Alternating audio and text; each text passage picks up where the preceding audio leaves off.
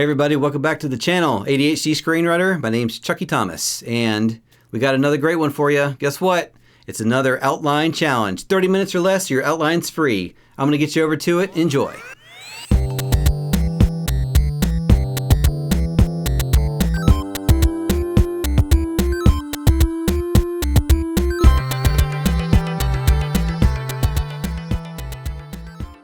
Hey everybody, welcome back to the Outline Challenge. This is part 2 of our crazy series where I break an outline for a film out in real time, like a maniac. If you've watched the last one, I broke down this crazy story that Josh gave me the prompt for, and you can go watch that to see how it works. But real quick, I'm going to write down an outline for a film and hopefully help you figure out your own outline. Again, it's not going to be something great, but it's going to be a starting point that you can go back and edit and figure out what the actual story is going to be. It's just how to break a story. And this my real process. This is not made up for anything. This is literally what I do. I just sit down and do this, okay? So again, the steps real quick. Opening image with audience sees first. I think last time I talked about Halloween 4 and all the great spooky stuff. In the opening, literally just opening images of like pumpkins and like dying farmlands and stuff like that. It sets the tone. Opening hook.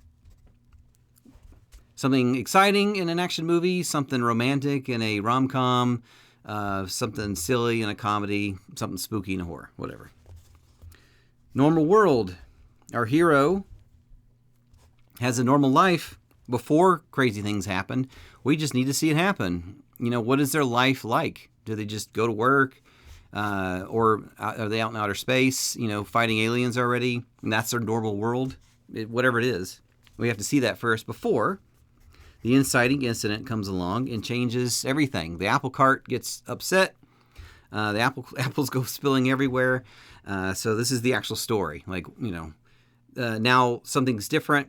I have to go fix something or whatever. First act break is where our hero is really into the story and there's no turning back.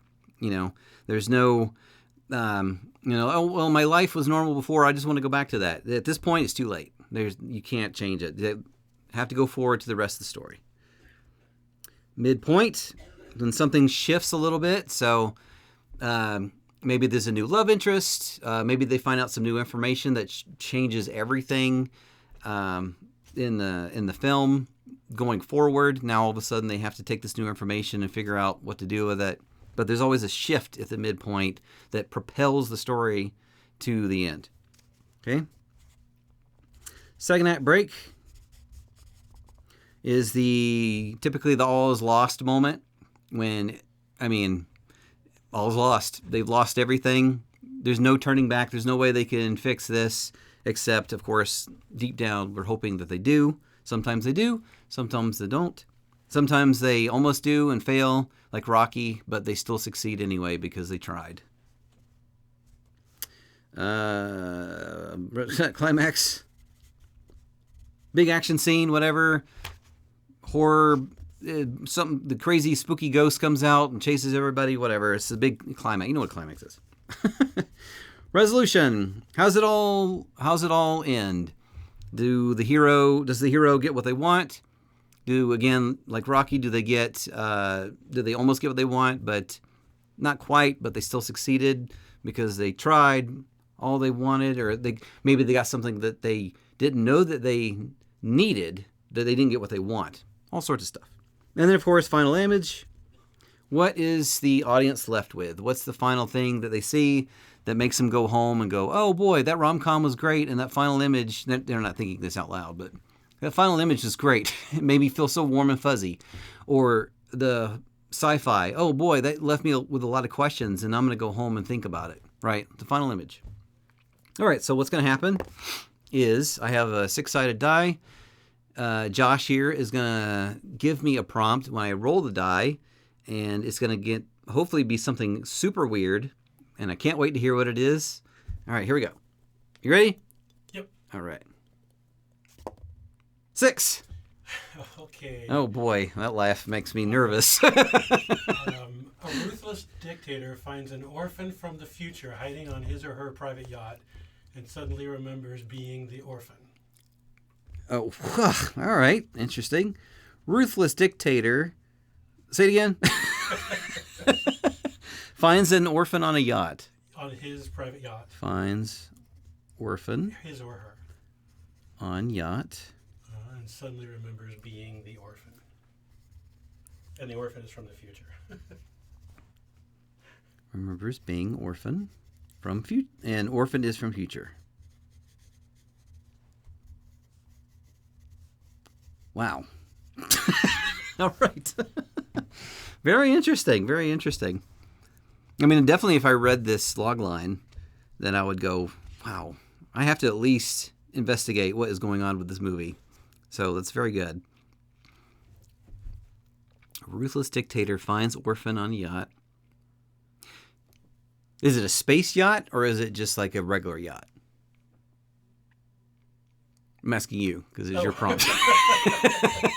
No, this is that's the prompt, so you can. Okay, so it can be anything. Okay, I didn't know if you had something in mind. Okay, nope. That's fine. Okay, cool. All right. So, again, that's a pretty good inciting incident off the bat. So we can go ahead and write that down. Just it doesn't have to be the full inciting incident, but dictator finds orphan on yacht.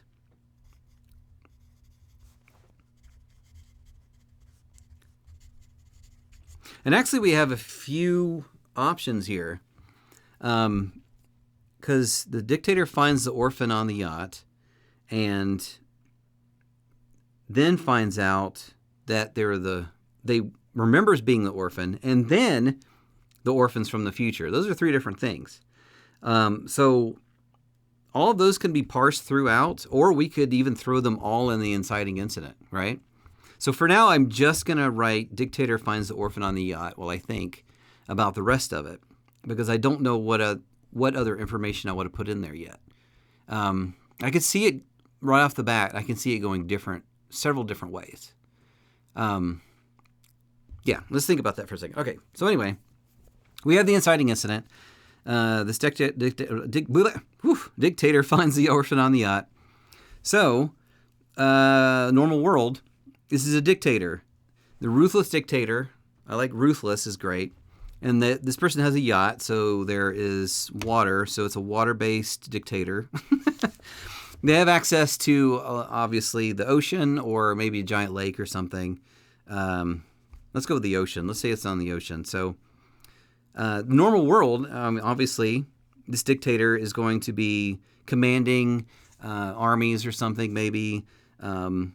Actively, it almost seems like a Twilight Zone episode. Now that I think about it, it just feels like a Twilight Zone episode. Obviously, there's sci-fi going on because it's from the future. Yeah. Anyway, it feels like there's one of those tales of like, be nice to others because you never know what they're going through, like yourself or whatever. Like Twilight Zone, Rod Serling would come out and tell us what was going on.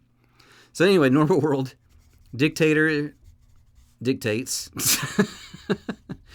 He's let's say he's actively, this is like Putin or something, is actively trying to take over another country. So he's actively invading another country, but trying to get away with it. Like, oh, it used to be our country. So I have an excuse, whatever. This is, we own this kind of thing. Like just the idea of like, I own this. This is part of my heritage, my history. So let's say actively invading other country. Used to be part of their country. So, I mean, pulling from real life is obviously totally fine. People do it all the time. Used to be part of their country. Like Russian now. Opening image, this is a sci-fi film, so it's got to be something weird, mysterious. It doesn't necessarily need to be like outer space or something. It's just got to set the tone. I'm not sure what that is yet, so I'm not going to write that in yet. And again, I'm going to start hopping around. If I think of a great climax for this, I'm going to go down there and then try and fill it in. So you don't have to go 1, 2, 3, 4, whatever. I hop around too. This is how I do it. Let's see. First act break. Okay, you know what? I'm thinking now the midpoint is a great point. I'm gonna mess around with this. I think in the midpoint he's going to remember that he was he. I'm saying he. I think it would be interesting if. Yeah. I think it would be interesting if the orphan is a girl, and he's a dude. So obviously this is gonna, I don't know if it's gonna be. I don't think it's gonna be like a transgender kind of thing. That seems. I don't know. Anyway, I'm gonna write it down. So dictator, he finds out he is, or was, obviously, the orphan. Okay. I'm going to go back to the inciting incident. So he's going to find the orphan on the yacht. He's going to freak out. This is a huge deal. Like, he's a dictator, and he wants to control everything around him. And all of a sudden, there's this little kid on his boat. He's going to freak out. Maybe he's even going to like kill some of his like underlings or something for letting this person get onto the yacht. But how do they get there? We don't know yet. But that's part of the mystery. So yeah, kills underlings. For letting orphan on.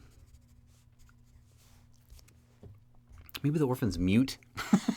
I'm wondering if the orphan's mute just because all of a sudden this information would come out. Like, oh, I'm from the future or whatever. That's interesting. I don't know. Maybe wait, hold on. They speak different languages. There we go. They speak different languages. If it's from the future, then maybe we can like invent a language or something. Or maybe it's the language. Oh, that makes a little bit more sense. It's the language of the country they're invading, and like that's okay. That's obvious. All right. So the orphan speaks language of the country they're invading, but it's like there's a translator, I think, but the translator's like, I don't quite understand this. This doesn't quite make sense because they're from the future. Translator is confused because it's from the future. Because orphan is from future, but we don't know that yet. From future, so the language would be different. Okay, let's see. Interesting. So I think then the opening image then, to me, I feel like the opening image would set up the mystery a little bit about how the orphan getting on the yacht. Sort of like Terminator or something, like the bubble. Again, we want it to be something sci-fi. So let's just go ahead and write down as a placeholder.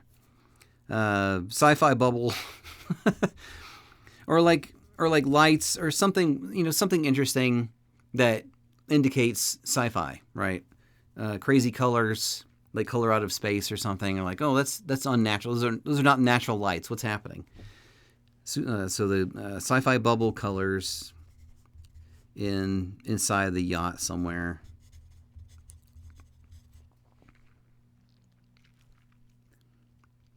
The opening hook is interesting because, I don't know, the ruthless dictator. I mean, this is a sci-fi story, but I feel like the hook is going to be more on almost the war aspect that we've established here. Because he's invading this country. So we're gonna see him at his or we could do one of those things where we go from the ending and pull, and show a little bit of further in the film. to anticipate. I might hold off on that actually. I might hold off. I'm not exactly sure what the hook is yet. So at the midpoint, let's see. Okay, hold on. I'm going to change this actually.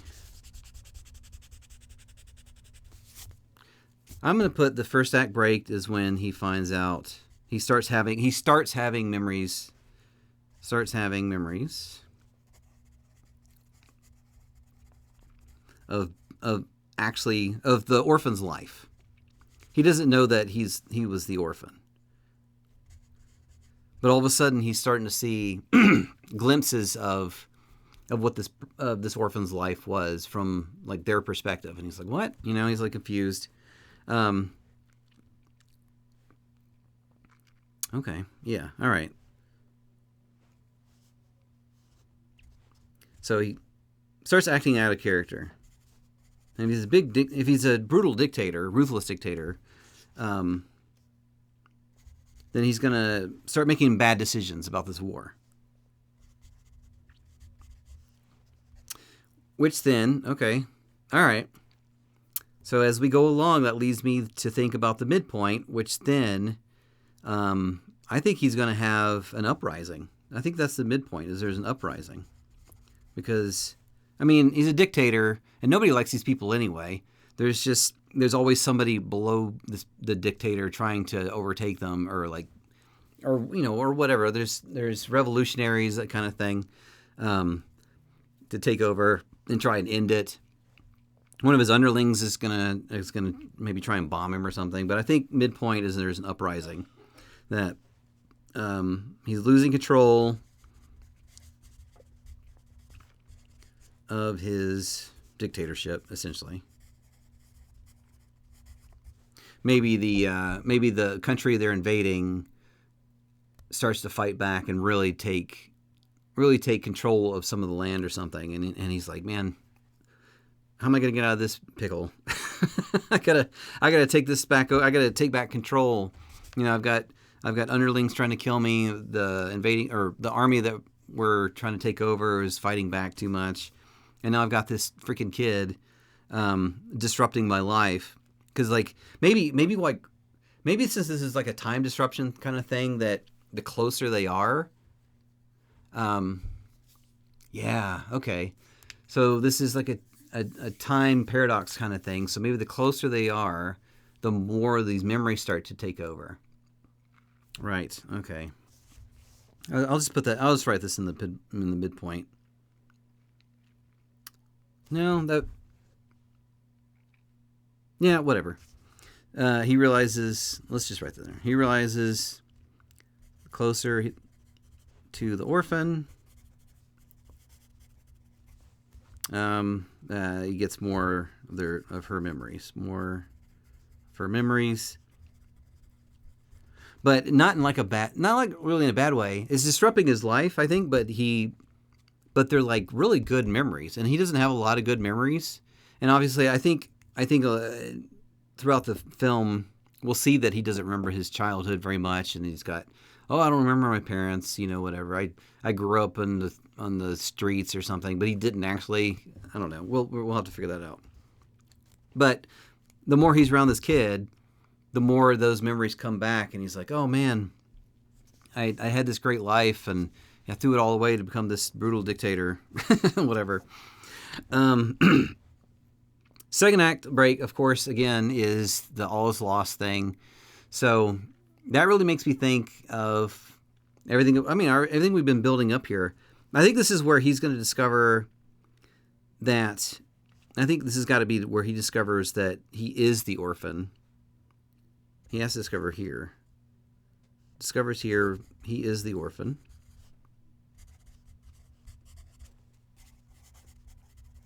From the future.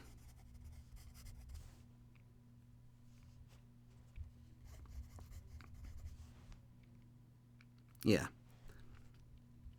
Yeah, and at the same time, so in other words, his life, he realizes that his life that he had before is not his life.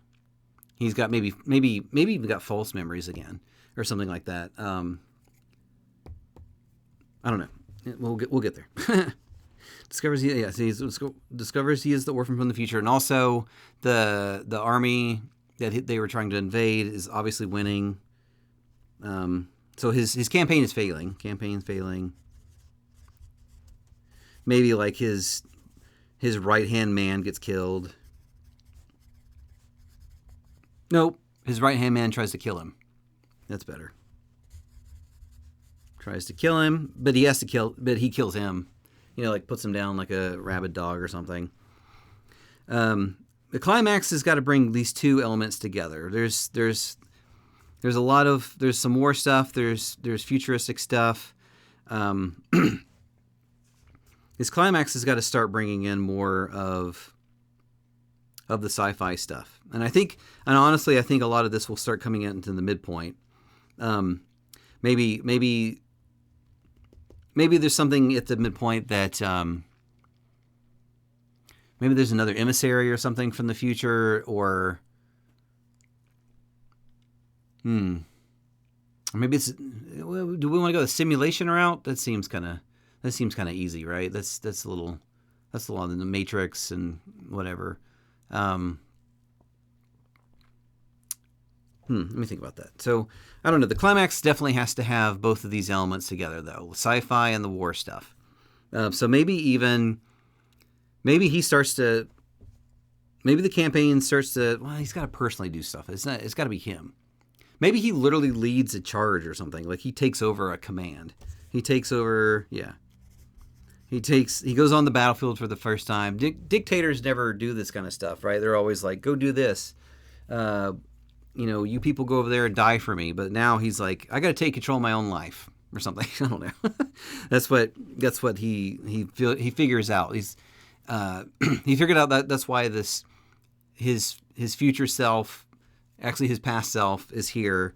I think maybe we don't even explain the whole little girl thing, and that he's a man. It's just like the feminine side or something like that. Split personality. I think that's more interesting. Maybe we even just leave that open. I think that might be more interesting than outlining it. Now, again, like I said with sci-fi, you can leave a lot of this stuff open and people go, that's a thinker. Let me take that one home. Let's see. So yeah, he takes command of an army personally. He's out there on the battlefield. Maybe at this point we're thinking, okay. So maybe we're thinking at this point, before we go on to, we haven't seen any real fighting maybe, but then we go and it's not as advanced as we were thinking. That it's maybe in the past a little bit, like World War I era or something. And then the orphan, and maybe some of the other people, future people, if they do show up, they're like from our time. We figured out time travel like right now. So the orphan got lost. Actually, maybe it was a mistake of like, whoops, I got sent back or something. Let's see. So he takes command of an army. And I think he's going to meet a bunch. Yeah. Okay. I think a lot of the future people will be obviously on the other side of the army that he's trying to invade, the country he's trying to invade. So meets future people in battle.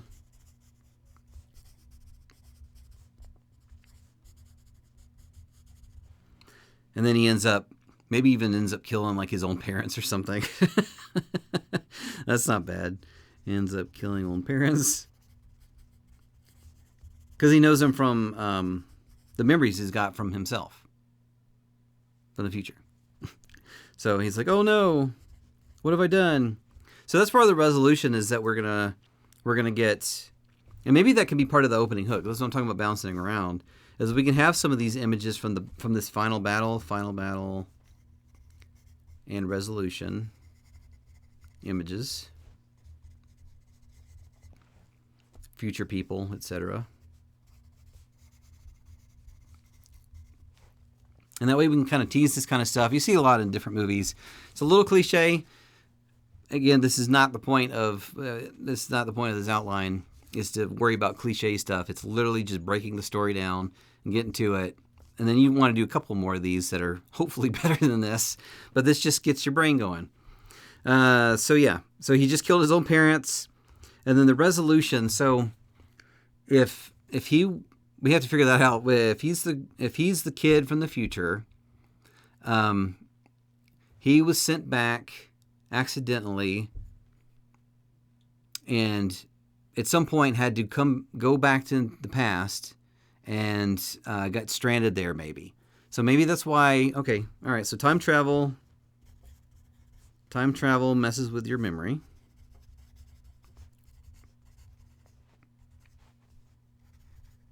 And that could be even part of the whole girl-boy switch messes with your memory stuff. I mean, we could bake this into the film, that he's not remembering things right. The kid maybe even isn't as well. Like, we come to find out, we see the parents, and it's like a big fish thing, where it's close to what we were saying before, but not 100%. So we're like, oh, are we getting all the information here? So maybe the theme is about something about memory or something, that we make our own memories and you do it the best you can. I don't know, whatever. Theme is for later. We're just figuring out the story. So yeah, time travels with your memory, messes with your memory. He forgot that he got sent back, maybe stranded. He was stranded as a child.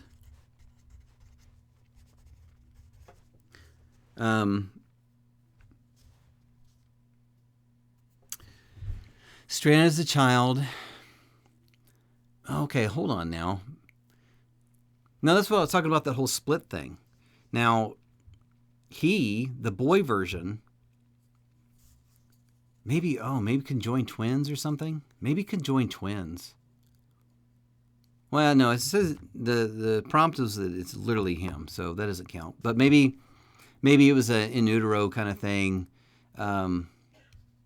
I don't know, but anyway, there's a splitting of this person in half somehow, some sci-fi way, where the boy version went back further, forgot, and became this dictator, and the female side of him ended up on this yacht, both stranded, forgetting who they are. I think in the resolution, the kid has to kill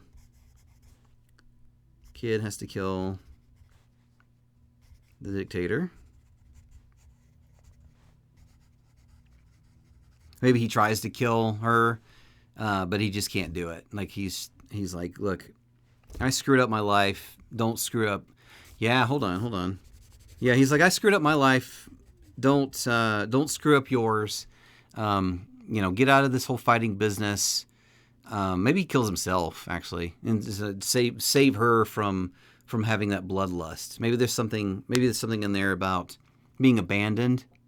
That whole adage of, what was it? a person who feels no warmth from her village will burn it down to feel warmth, or whatever it is. A person abandoned by their village will burn it down to feel warmth. So there's something about that they both feel this just pure anger. So maybe that's their connection in the beginning of the film. And then at the end, he's like, look, I screwed everything up. I'm going to kill myself, stab myself, harikiri, whatever. Go live your life, make something better of yourself. And then the final image is, I kind of want to be silly and have her be like, and she was Eleanor Roosevelt or something. But that seems kind of silly. I think it's her walking off into either the sunset, or maybe she goes to the other to the country, tie the other country in that they were invading. Yeah, she joins the others on the other country. Because that she knows that language anyway. So maybe the implication is that she's going to show them the way forward, and now she's got this whole language too. So the implication, maybe she even influences their language, which is also a time paradox, but we're not worrying about that right now. To lead them to the future. Whatever. Cool. All right. So our first outline, very rough outline, but it's an outline nonetheless. Opening image, we have There's some crazy stuff happening on the yacht, some sort of sci-fi bubble like Terminator, maybe some crazy colors. We're not sure what's going on, but we know it's a yacht. It's a very fancy yacht. The opening hook is that we see some images from later in the film. There's some crazy battle going on. There's some sci-fi futuristic looking people, but we're not sure exactly what's going on. It's very confusing, but it's opening the movie for us to go, I hope they answer those later. Normal world, the dictator's being a dictator.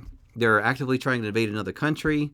This country used to be part of this country, kind of like the whole Russia-Ukraine battle right now, war.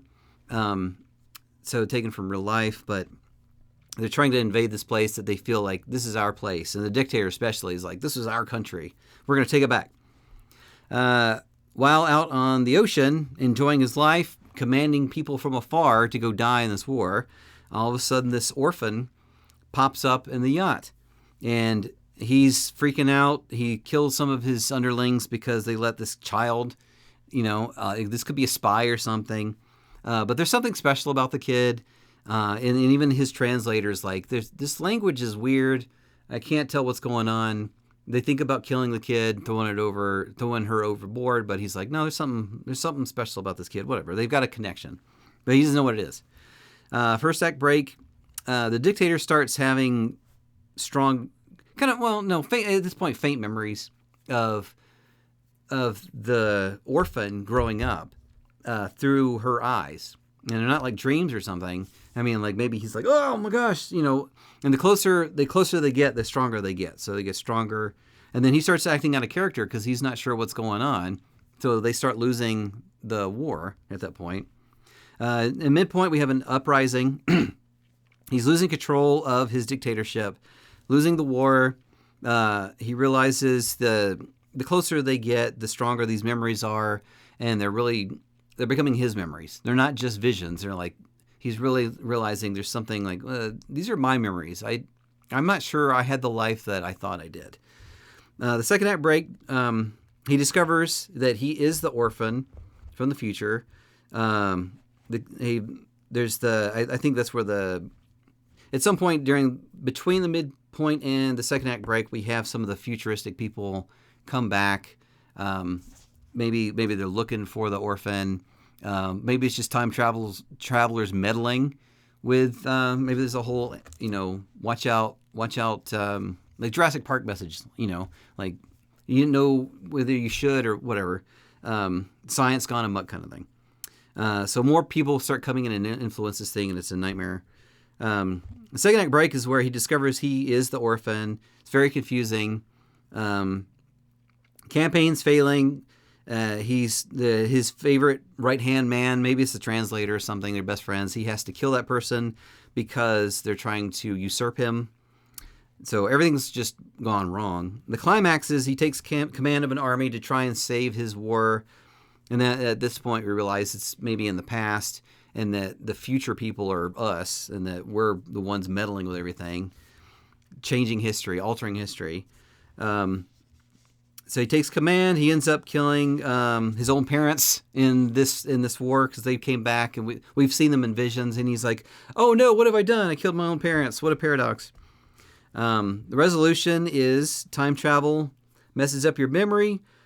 He was stranded as a child. There was a break in psyche at some point where the time travel technology was not great. It was used way too early. And it split this person in half. The boy version became the dictator. The girl half of him became this orphan. They both they're siblings, but they're kind of the same and like kind of twins, but still the same person. I didn't mean to hit myself. I'm just so animated about this story. But yeah, anyway, there was a split in the force kind of thing. So that's their connection. Is they're just so angry at the world. And he sees that in her. He realizes he screwed everything up. That's the resolution, is that he's like, I screwed this all up. I screwed my life up. Don't do the same. Go and have a normal life. He kills himself rather than having to kill her or continue this war or whatever. He realizes how much he's messed up. And then the final image is that she joins the invaded country, which is now won. And she's going to help lead them into the future. The implication that maybe she influences like their language and stuff. Maybe she's talking to them and those other people are picking up her language. And like, oh, it's the paradox. She came back and now they talk like her or whatever, that kind of thing. So yeah, that is the ruthless dictator finds an orphan on a yacht, suddenly remembers being the orphan, and the orphan is from the future, courtesy of Josh. So I hope you enjoyed that. I hope that helped. Again, this is my very real process, and hopefully it helped you break your own story down. I had a lot of fun and can't wait to do it again.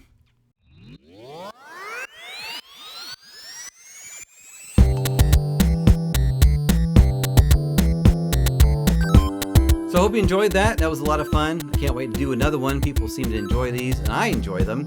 And then again, this is my real process. So I hope you got something out of it and you were able to outline your own film and maybe start on your script. Speaking of which, PDF is down below. So grab that, like and subscribe so you don't miss any episodes, including our regular tip episodes, stuff like that. We have a lot of stuff coming up. And of course, if you're using this to disassociate, stop it. I see you. Go write, do an outline, then come back. See you next time.